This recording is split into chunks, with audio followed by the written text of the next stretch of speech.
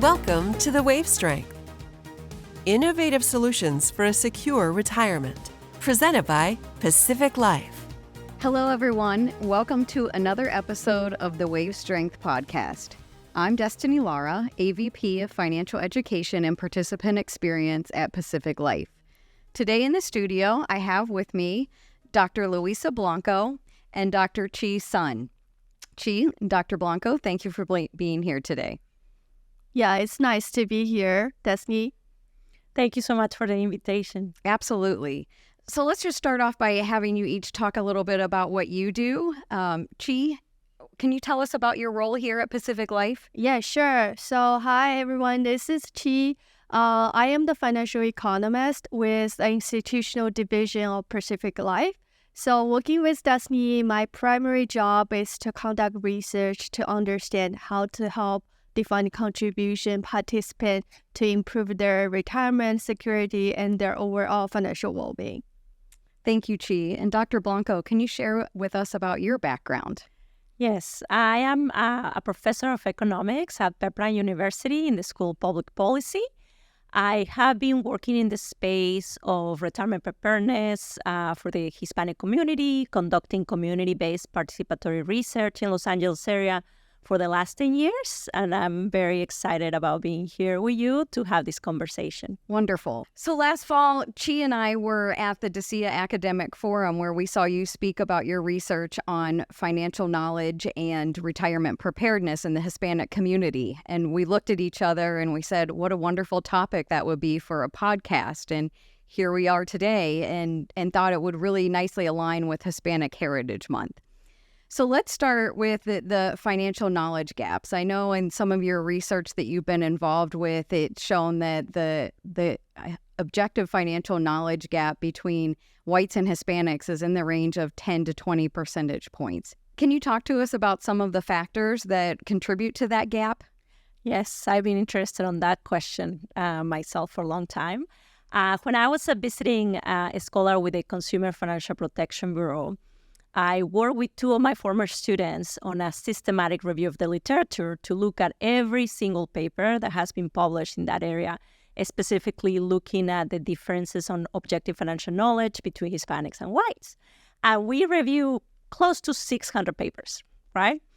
And when our conclusion after this journey of exploring the literature, I like to always kind of put in the framework of what I call the social determinants of financial well-being.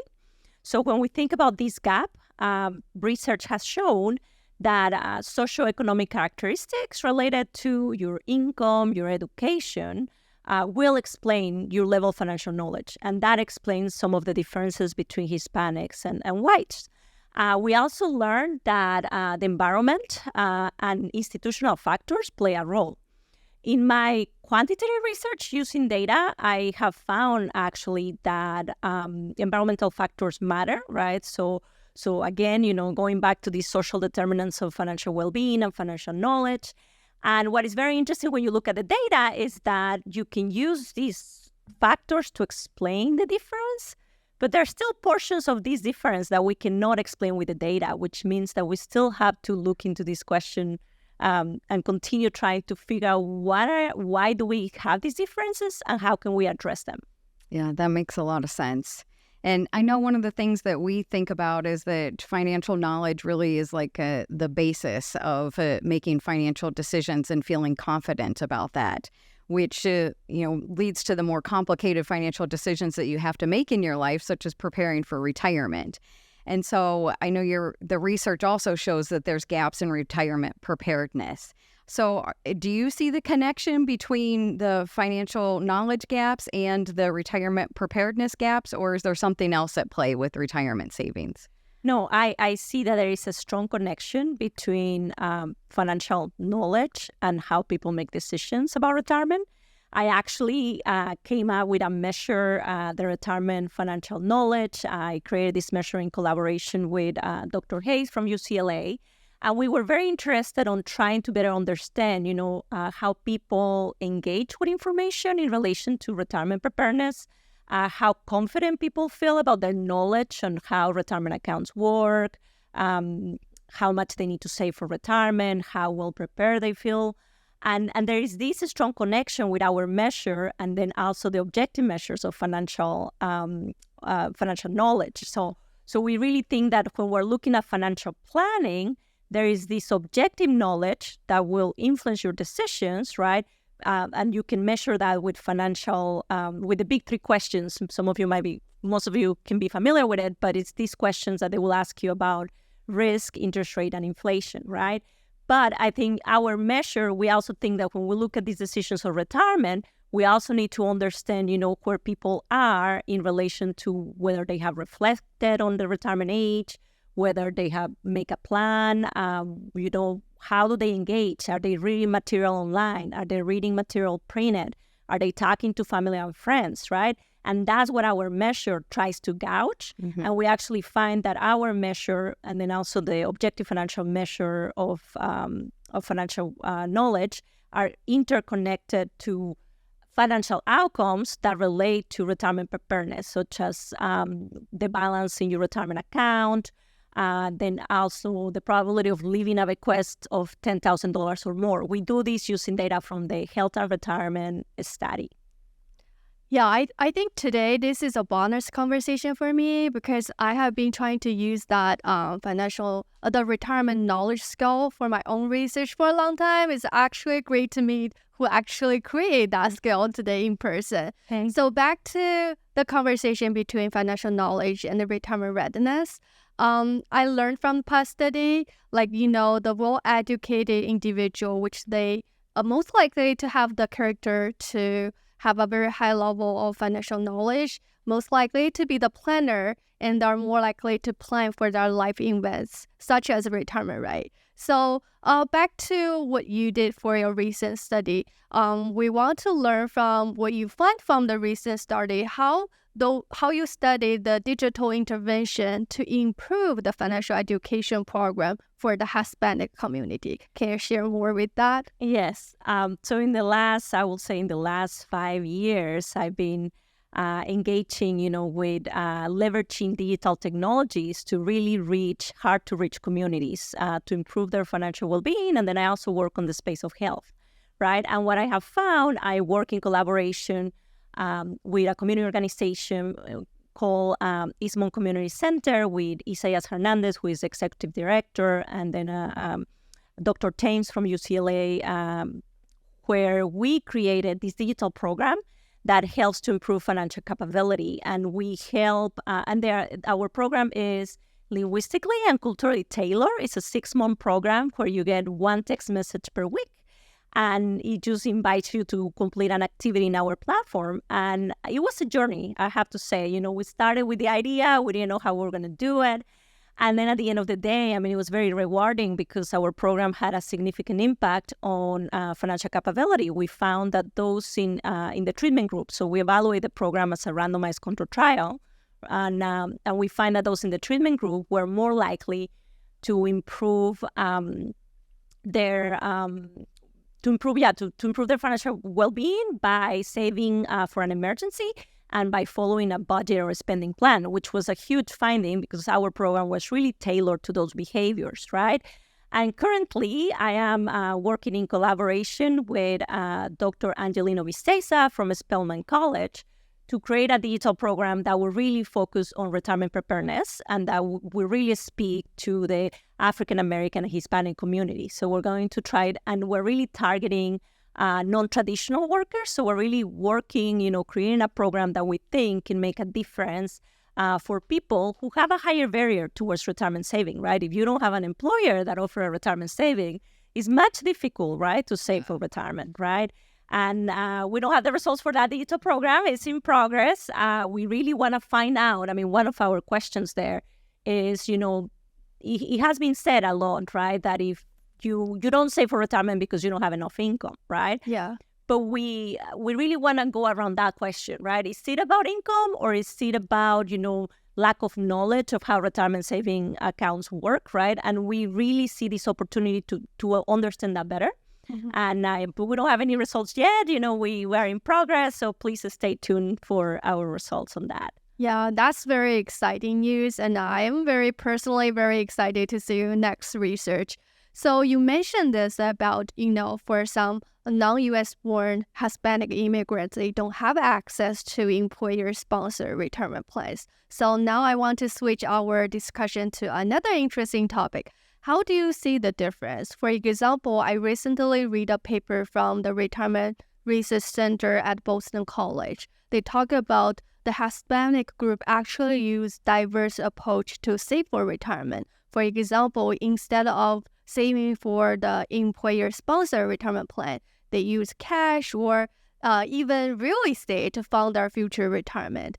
But on the other hand, for those U.S.-born Hispanics, they're more similar to the other native-born groups here. They went to the college, they find a job with those private companies with retirement plans. So they are more privileged to learn how to save and how to invest this retirement saving, right? So I also heard some voice talk about, for some U.S.-born Hispanic kids, they actually take on the role of translator to get more involved with their family financial decisions to help with their parents because they have the language advantage. So I want to discuss this with you, Dr. Blanco. How do you see this actually? Yeah, I love this question. I mean, I've been thinking about this, and actually my husband and I have had conversations around this a lot, right? So when we think about this question, and Destiny shared the article with me, and it was very interesting. I also found it a useful article to understand, where the Hispanic community is when it comes to access to retirement plans, and participating on that, right? So when I think about this question, we really want to think about two groups, right? And kind of what you mentioned, right? Mm-hmm. So we have the immigrant Hispanics, like myself, right? I came to the United States to study college, eventually became a U.S. citizen, and my family never planned for retirement. I never hear about it. My parents really didn't plan for it. My husband is also from Mexico, and he same story, right? And of course, I work in this space, right? And I with my children, right? I have 10-year-old twins. We talk about retirement saving, right? I mean, they think it's cool and they play along with me. I think they quite don't get it yet, right? But they say yes, I'll save for retirement. But I think, I really want to think about two groups. So one is people like me and my husband, right? So who are immigrants, right? And you can say first generation. And then people like my children, right? They are a second generation. They were born in the United States, and the language they feel more comfortable is English, right? So let me start first with that group, right? So yes, I mean, you mentioned about how children, the second generation, could play a role, helping first generation, right? And I agree, right? I think right now we need to put a lot of efforts into and resources towards financial education in high school and in college, because we want this second generation children, right, to really learn about retirement early on, right? Because we all agree, right, that you want to start saving for retirement early on, right? Because that makes a huge difference, right? So I think for that group, I'm less concerned, and I'm hopeful, right, that more financial education in high school. For example, many states have passed legislation to make it mandatory. Yeah. California has a bill that is kind of staggered. I mean, I really hope we can push for it, and we can really have high school financial education mandatory in high school. In college, we gotta do better. I mean, I'm thinking maybe we should have financial education as a mandatory class in many colleges, right? Yeah. So for that generation, I'm more hopeful, I would say, in that sense. I do see that they can play a role, but I'm a little concerned because I feel like we don't want to give them the responsibility to teach their parents, because by the time they will grasp the concept, right, when they are 18 years old, that's too late for their parents, right? I mean, of course, I'm sure we all agree that, it's never too late to save for retirement. But I think, that's why when we think about these two groups, we need to have different strategies, right? And when we want to work with the first generation, like myself and my husband, right, we need to do better, right? Because I feel that when you look at the information out there on retirement preparedness, it's complex. I mean, it's not easy for the general audience. In many cases, you can find things in Spanish. I was just actually talking about this last weekend with my husband. We are in Los Angeles. We know that there are communities out there where, the predominant language is Spanish. And we know many people who will probably feel more comfortable learning about retirement in Spanish, right? I mean, they don't feel as comfortable or proficient in English, right? So we need to do better in that space too if we really want to help immigrant families to prepare better for retirement, right? When they are working, early on when they are working. So I think this is a very important question, and it really makes us think about, what can we do to help the Hispanic community? And I really see as different strategies, right? And yeah, so great question.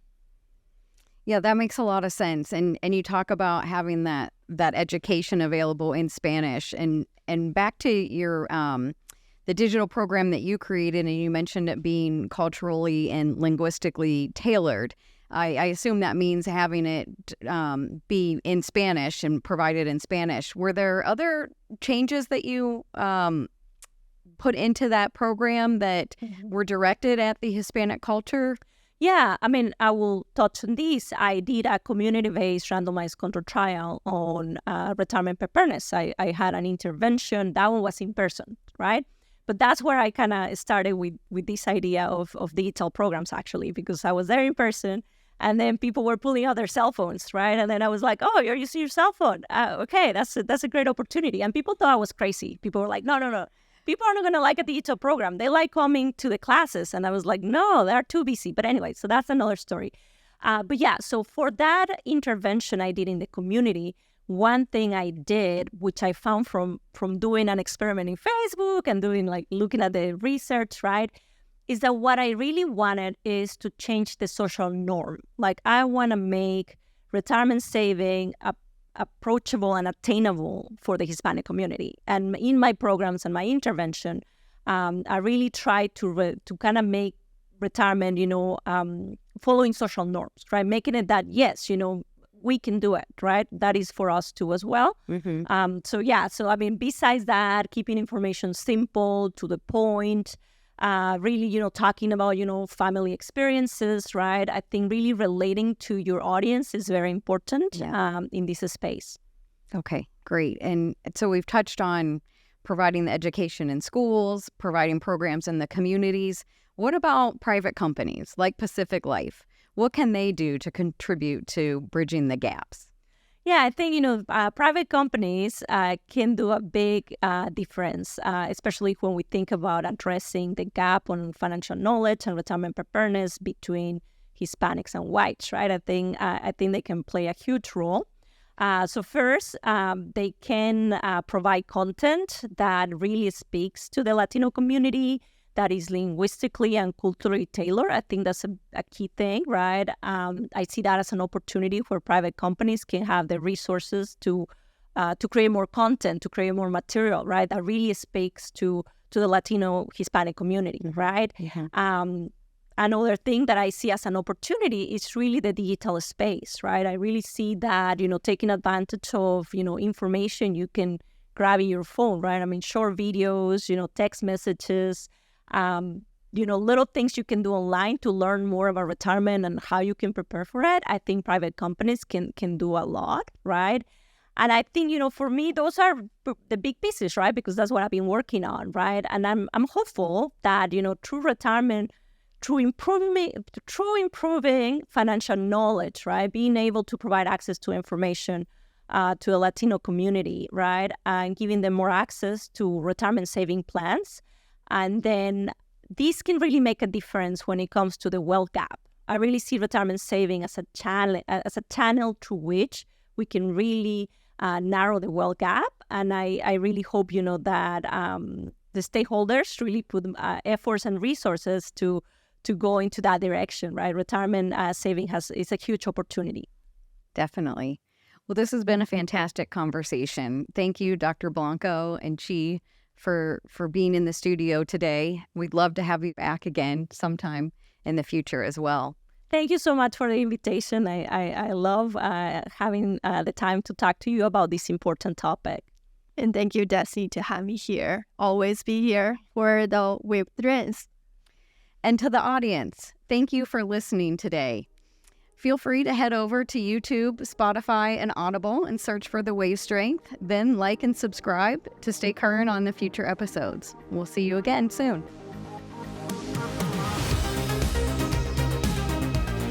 This has been another episode of The Wave Strength, presented by Pacific Life.